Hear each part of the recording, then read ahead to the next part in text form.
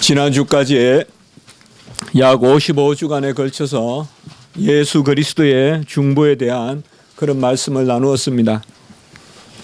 우리는 지난주에 그 마지막으로 이제 주님이 다시 오실 재림에 대한 그런 말씀을 나누면서 마지막 때에 우리가 이 삶을, 지상의 삶을 살아가는 데 있어서 성경은 두 가지를 우리에게 말씀하고 있다는 것을 새겼습니다.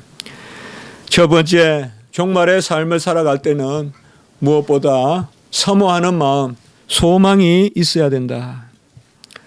아멘. 주 예수여 오시옵소서. 부활의 소망, 새하늘과 새 땅의 삶에 대한, 위의 것에 대한 소망이 있어야 종말의 성도의 삶이 이 유혹과 불법이 많은 세상에서 견뎌낼 수 있다. 바로 우리의 믿음이, 우리의 삶이 온전히 닷을 내리는 것은 바로 이 소망이 있어야 된다. 두 번째는 이 땅의 삶을 살아갈 때 성도의 인내가 있어야 된다. 그래서 너희 인내로 너희 영혼을 얻으리라 라는 누가복음 21장 19절의 말씀을 나누었습니다. 인내는 우리의 기질로 주어지는 것이 아닙니다. 잘 참는 사람, 저 사람은 세상에서 잘 참아. 그래서 잘 참는 것이 아닙니다. 사랑이라 가평, 오래 참음, 자비, 양선, 충성, 온유, 절제, 바로 성령의 갈라디아서 5장 22절에 그런 9가지 맛이죠. 열매는 하나예요. 단수예요. 9가지 맛이에요. 9가지 열매라가 아니라. 그럼 한 열매에 9가지 맛인데요. 그 오래 참음, 자비, 양성, 충성, 온유, 절제, 사랑이라 가평, 그 중간에 오래 참음이 있어요. 오래 참음도 하나님께서 우리에게 주시는 은혜입니다. 그래서 말세에 우리는 사모하는 마음, 소망 가운데서 인내하는 것, 이것이 성경이 우리에게 전체적으로 가르쳐주는 이 지상의 삶인 것입니다. 오늘 이 베드로 사도가 소아시아 교회에 보낸 편지, 베드로 전서 그리고 후서는 아주 겨울과 같은 그런 상황입니다. 전대미문의 폭군 네로가 지금 로마를 다스리고 있고, 특별히 그 네로의 흉악함이 이제 기독교인들을 박해하는 쪽으로. 네로는 천재적 기질이 있어요. 아주 똑똑한 사람이었어요. 네, 기독교를 핍박해서 정치적으로 자기의 입지를 굳히려고 그런 머리를 써요. 그래서 로마를 불사르고 모든 그 일을 기독교인들에게 떠넘기는 그 로마의 핍박이 이제 소아시아에도 먹구름같이 밀려오는데, 그 가운데서 어떻게 성도가 마땅히 살아가야 될 것인가, 그것을 오늘 베드로가 편지하는 그 말씀 가운데 우리가 오늘 말씀을 보고 있습니다. 바로 이 소아시아 교회는 겨울과 같은 그러한 계절을 나고 있고, 특별히 우리가 지금 놓여 있는 이 계절이 바로 겨울입니다. 겨울은 인내의 계절이다라고 이렇게 많이 이야기하죠. 우리는 봄의 노래를 이야기하지만은 겨울의 노래는 잘 말하지 않습니다. 그러나 사계 중에 계속 들어보면 실증나지 않는 그런 부분이 겨울의 부분이에요. 겨울에 휘몰아치는 강풍이 있는 것 같지만은 어떻게 보면 겨울에 따뜻함이 있는 것이에요. 따뜻하면 겨울에 어울리는 단어 아니겠어요? 네. 바로 겨울은 인내의 계절이고, 절실한 생명에 대한 노래는 겨울에 땅 아래에 흐르고 있는 것입니다. 땅도 너무 세게 밟지 마세요.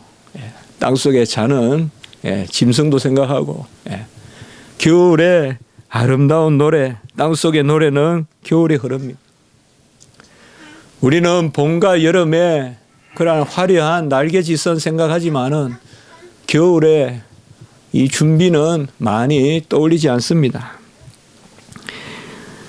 누구나 발레리나와 같이 화려하게 뛰어오르고 싶어 하지만은 멋진 몸 사이로 뛰어오르고 싶어 하지만은 그 발에 물집이 수백 번 터지고 잡히고 터지고 하는 그러한 고통, 그러한 흉물스러운 발의 인내는 많이 생각하지 않죠. 아마 유능한 성장은 자기 자신이 물에 수백 번 빠져봐야 뱃길과 물길을 알게 될 것입니다. 베토벤은 가장 뛰어난 교향곡을 저도 아마 수백 번은 더 들었을 것입니다. 합창 교향곡을 기가 멀어서 작곡했습니다. 우리가 읽고 있는 성경, 이 성경을 라틴어로 번역하고, 라틴어로 번역했다는 말은 성경을 읽기 시작했다는 것입니다.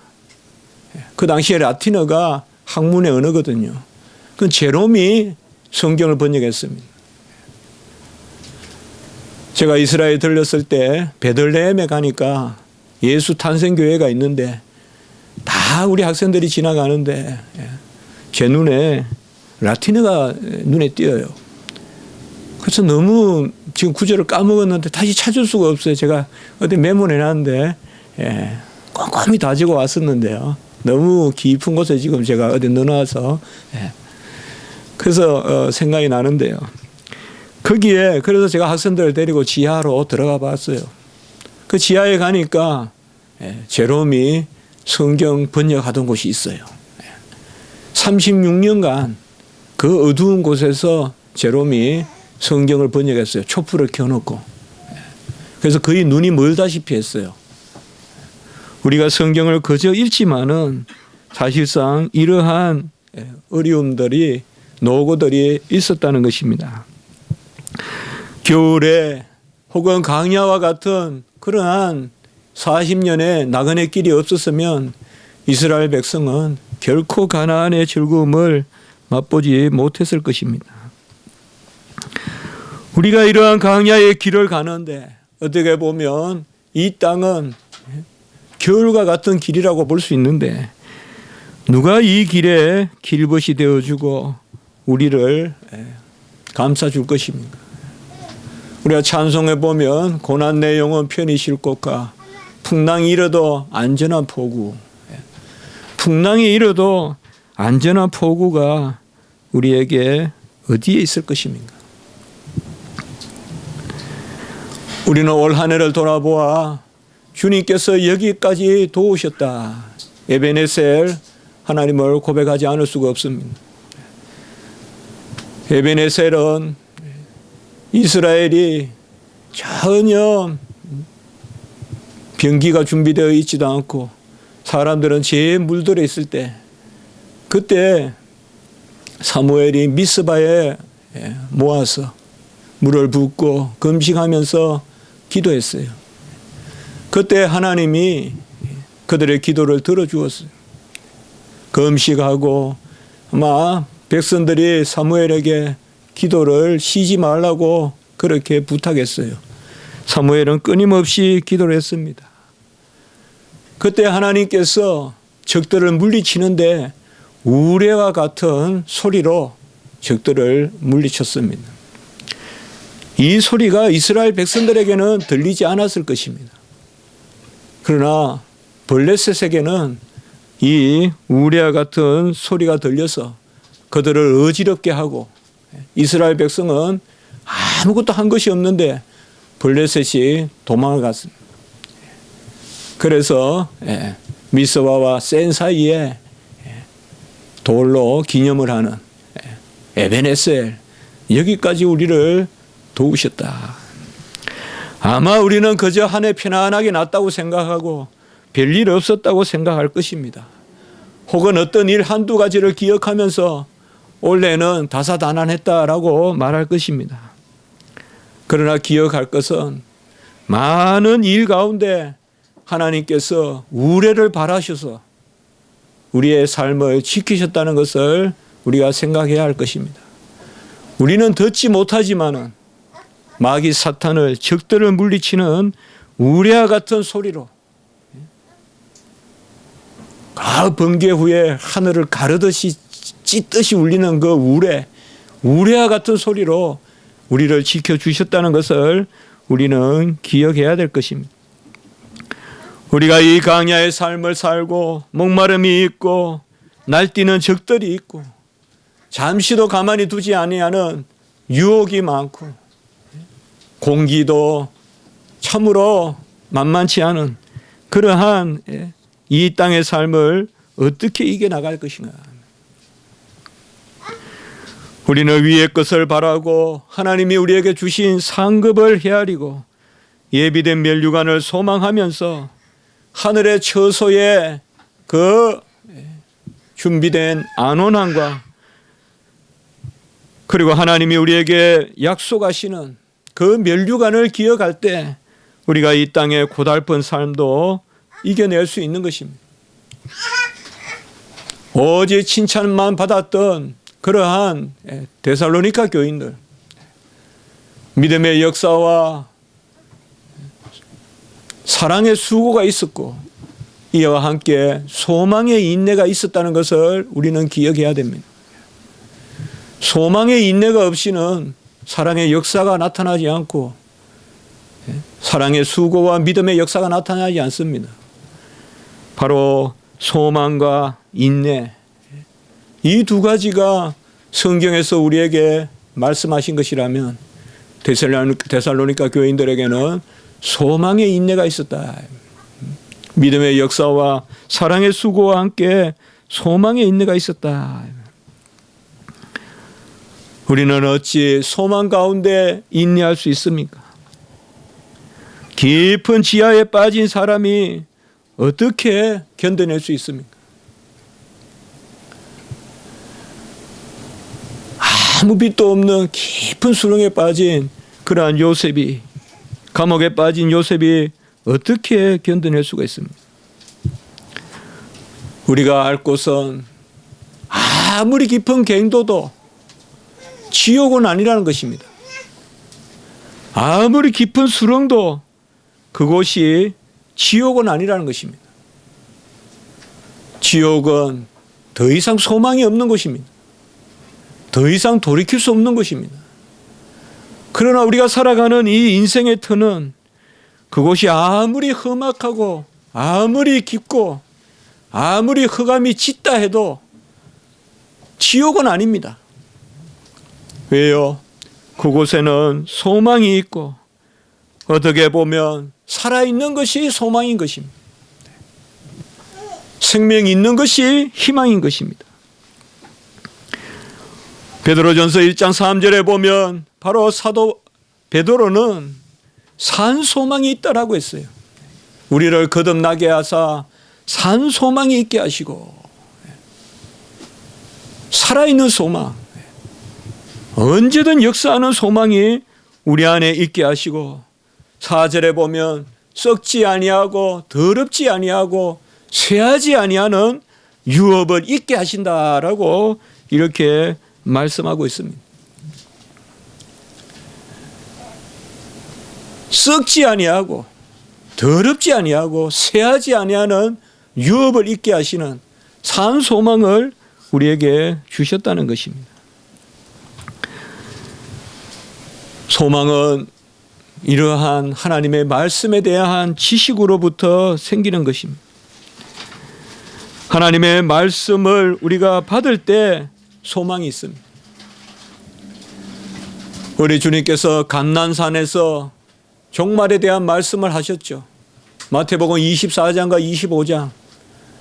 거기에 역시 지난 주간에 제가 말씀을 드렸죠. 가장 우리가 한 말씀을 붙들어야 될 것은 마지막에 있어야 될 어떤 현상, 뭐 산이 무너지고 해가 달이 별이 빛을 잃고 그런 것보다 더 중요한 것은 바로 마태복음 24장 35절 천지는 없어질지언정 내 말은 없어지지 아니하리니. 바로 주님께서 종말에 대하여 가르쳐 주신 말씀의 가장 중요한 말씀은 우리는 이런 말씀은 그냥 대충 지나가고 종말에 무슨 일이 일어날까?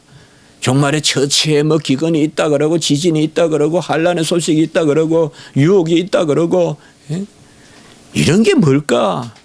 이거보다 더 귀한 것은 천지는 없어졌지언정 내 말은 없어지지 아니하리니. 깊은 갱도에 빠져 40 며칠도 견디고 이렇게 견딘 사람들의 이야기는 뭐냐? 누군가가 우리를 구원해 주리라는 그러한 지식이 있었다는 거예요. 분명히 이곳에는 사람이 분명히 들어와서 우리를 구원해 주리라는. 사실상 우리가 어려움에 빠질 때 가장 중요한 것은 지식이에요. 아무리 극한 상황에서도 올바른 지식이 있으면 누군가가 나를 구해 주실 거야. 분명히 올 거야. 그러면 40일도 60일도 견딘다는 거예요. 갱도에 빠져서. 저 칠레 이런 데 갱도에 빠져 60일을 견뎌서 나왔잖아요. 지식이 있어야 된단 말이에요. 저 같은 사람이 갱도에 탐험을 들어갔다가 한번 체험하러 갔다가 갱도가 막혔다 그러면 저는 이틀도 못 견디고 죽어버릴 것입니다. 왜요? 지식이 없으니까. 막막할 거예요. 저는 그런 묵상을 많이 해봐요. 갇히는 거. 답답한데 갇히는 거. 다 견디는데 저는 갇히는 건 못 견딜 것 같아요. 자유를 사랑하고. 그럼 답답한데 갇히면 제가 에딘버러 있을 때 공부할 때 거기 에딘버러 성에 감옥이 있거든요. 옛날엔 성에는 다 감옥이 있어요. 그 성에 가니까 정말 잠시 이렇게 구경하는 것도 답답해서 못 들어가겠어요. 아니 그게 악몽이에요. 악몽. 이만큼 두꺼운 벽에 창문도 하나 없고 거기에 사람을 가둬놓는 거예요. 문만 하나 있고 들어가는 문만 있고. 우리가 어떤 어려움에 처해 있더라도 바벨론의 포로로 잡혀간 이스라엘 백성이 살아남은 것은 70년 후에 그들을 건지시겠다는 하나님의 말씀을 가지고 있었기 때문에 그래요. 예레미야의 예언이 있었기 때문에 그들이 견뎌낸 것이. 계시록 22장 20절에 보면 아멘 주 예수여 오시옵소서. 어서 오시옵소서. 그러나 이 계시록 22장 20절 아멘 주 예수여 오시옵소서는 18절과 19절을 함께 읽어야 돼요. 내 말에 예언된 말씀에 더하면 이 두루마리에 예언된 모든 재앙을 받을 것이요 이 예언된 말씀에서 제하면 생명나무와 거룩한 성에 들어가는 것을 제하여 버릴 것이다. 아멘 주 예수여 오시옵소서라는 그 말씀은 바로 앞절에 두 절의 말씀을 더하지도 말고 빼지도 말고 그 가운데서 예수 그리스도를 기다리라는 거예요. 우리 성도의 삶은 말씀 가운데 소망하고 말씀 가운데 인내하는 것, 이것이 바로 이 땅의 우리의 삶인 것입니다. 얼마나 요동하는 것이 많습니까? 우리를 흔드는 것이 얼마나 많습니까? 끔찍한 일들이 얼마나 많습니까? 그러나 우리가 이런 것을 이겨내는 것은 시편 55편 22절에 보면 내 짐을 여호와께 맡기라 그가 너를 붙드시고 의인의 요동함을 영원히 허락하지 아니하시리로다. 의인이 뜨는 것을 허락하지 아니하시겠다는 거예요. 이 말씀을 붙드니까 우리가 사는 거예요. 의인의 요동함을 영원히 허락하지 아니하시리로다. 우리가 이 어려울 때에 이 겨울에 이 베드로 사도의 편지를 받은 소아시아 교회가 무엇으로 이겨내느냐 이 말이에요. 말씀이 있어야 견디는 거예요. 말씀이 있어야 이기는 것입니다. 우리가 어렵고 힘들 때 기도해요. 그것이 아무리 깊고 아무리 험악한 곳이라도 시편 40편 1절 2절에 보면 내가 여호와를 기다리고 기다렸더니 귀를 기울이사 나의 부르짖음을 들으셨도다. 나를 기가 막힐 웅덩이와 수렁에서 끌어올리시고 내 발을 반석 위에 두사 내 걸음을 견고하게 하셨도다. 그 탄강의 갱도에 수천 미터 되는 그 갱도에 갇혀서 그들이 60일을 견디는 것은 그들이 갱도를 알기 때문에 그래요. 길을 알기 때문에 소망을 갖는 거예요. 우리 성도들이 이 땅의 삶을 살아갈 때 우리에게 소망을 주는 것은 이 하나님의 말씀밖에 없어요. 나를 기가 막힐 웅덩이와 수렁에서 끌어올리시고 내 발을 반석 위에 두사 내 걸음을 견고하게 하셨다. 엘리야도 어려울 때 여호와의 말씀이 임하였어요. 그리 시냇가로 사렙다로 동으로 서로 브엘세바로 남으로 계속 도망 다닐 때도 여호와의 말씀이 임했어요. 바람이 세게 불어도 여호와가 계시지 않고 지진이 나도 여호와가 계시지 않고 불에도 여호와가 계시지 않는데 여호와가 세미한 소리로 나타나셨어요. 그래서 엘리야를 붙들어 주세요. 준비된 7천 용사가 있으니까 걱정하지 말고 너는 담대하라, 힘을 얻으라. 우리가 거듭난 것은 바로 하나님의 말씀으로 말미암은 것이고 오늘 말씀에 보면 우리가 거듭난 것이 썩어질 씨가 아니라 썩지 아니할 씨로 됐다라고 이렇게 말씀했습니다. 우리는 육체의 씨로 거듭난 것이 아닙니다. 육체로 말하면 이스마엘이 앞서죠. 육체로 말하면 에서가 앞서죠. 육체로 말하면 가인이 앞서죠. 육체로 말하면 땅이 삼킨 고라 자손도 제사장 레위 지파죠.